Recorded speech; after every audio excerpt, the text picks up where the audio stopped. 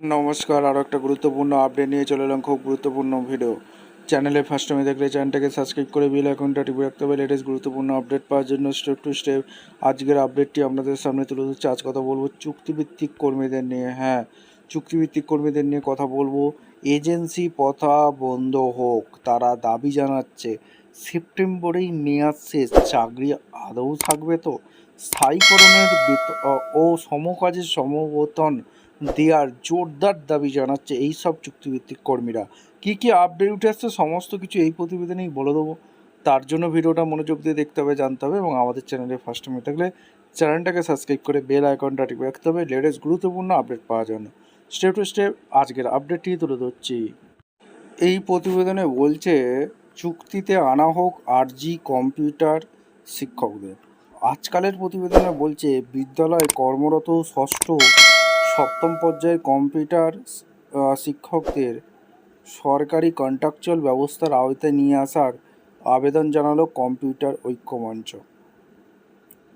আচ্ছা, মুখ্যমন্ত্রী শুভেন্দু অধিকারী মহাশয়ের কাছে তাদের আবেদন কম্পিউটার ইনস্ট্রাক্টরদের ক্ষেত্রে এজেন্সি প্রথা বাতিল করা হোক, অর্থাৎ এজেন্সি প্রথা বাতিলের দাবি তারা জানাচ্ছে।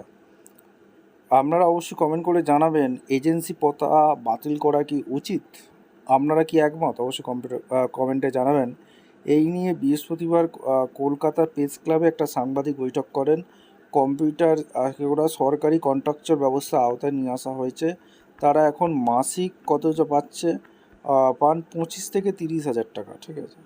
অর্থাৎ এখানে বলছে সাংবাদিক বৈঠকে কম্পিউটার ঐক্যমঞ্চ প্রতিনিধিরা কলকাতা প্রেস ক্লাব ষষ্ঠ সপ্তম পর্যায়ে কম্পিউটার ঐক্যমঞ্চ তারা জানান রাজ্যের সরকারি ও সরকার পোষিত বিদ্যালয়ের ষষ্ঠ সপ্তম পর্যায়ে 3,719 জন কম্পিউটার টিচার আছেন। তারা এখনও বেসরকারি সংস্থার মাধ্যমে কাজ করেন। তারা দীর্ঘদিন ধরে একই দায়িত্ব পালন করেও তুলনামূলকভাবে কম বেতন পান। তাদের মাসিক বেতন ওই 6,844 টাকা থেকে 7,130 টাকা। অথচ প্রথম পর্যায় থেকে পঞ্চম পর্যায়ের কম্পিউটার সরকারি কন্ট্রাকচুয়াল ব্যবস্থার আওতায় নিয়ে আসা হয়েছে।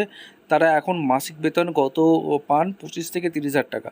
সেই সঙ্গে তারা অন্য সরকারি সুযোগ সুবিধা পান এবং তাদের চাকরির নিরাপত্তা আছে। ষষ্ঠ সপ্তম পর্যায়ে কম্পিউটার ঐক্যমঞ্চের কথায় আমাদের প্রজেক্টের মেয়াদ শেষ হচ্ছে সেপ্টেম্বর মাসে, এই প্রজেক্টের মেয়াদ শেষ হয়ে যাচ্ছে। তারপরে আমাদের কাজ থাকবে কি না তা নিয়ে অনিশ্চয়তা দেখা দিয়েছে। আমরা আশা করছি মুখ্যমন্ত্রী শুভেন্দু অধিকারী মহাশয়ের কাছে প্রয়োজনীয় পদক্ষেপ করবেন। রাজ্য সরকারের কাছে তাদের আবেদন এজেন্সি প্রথা বাতিল করে তাদেরকে সরকারি কন্ট্রাকচুয়াল ব্যবস্থার আওতায় নিয়ে আসা হোক। তাদের প্রথম পর্যায় থেকে পঞ্চম পর্যায়ে কম্পিউটার সমতুল্য বেতন দেওয়া হোক, ঠিক আছে। অর্থাৎ যারা সমকাজে সমবেতন দেওয়ার দাবি জানাচ্ছে এবং স্থায়ী চাকরিকরণ করার কথা দাবি উঠছে। পাশাপাশি চাকরির নিরাপত্তা সরকারি সুযোগ সুবিধা দেওয়ার আবেদনও জানান তারা। আপনাদের মতামত অবশ্যই কমেন্ট করে জানাবেন। সমকাজে সমবেতন স্থায়ীকরণ কি করা উচিত, এজেন্সি প্রথা বাতিল কি করা উচিত, আপনাদের মতামত অবশ্যই কমেন্ট করে জানাবেন। চ্যানেলে নতুন হয়ে থাকলে চ্যানেলটাকে সাবস্ক্রাইব করে বেল আইকনটা টিপে রাখবেন। ধন্যবাদ।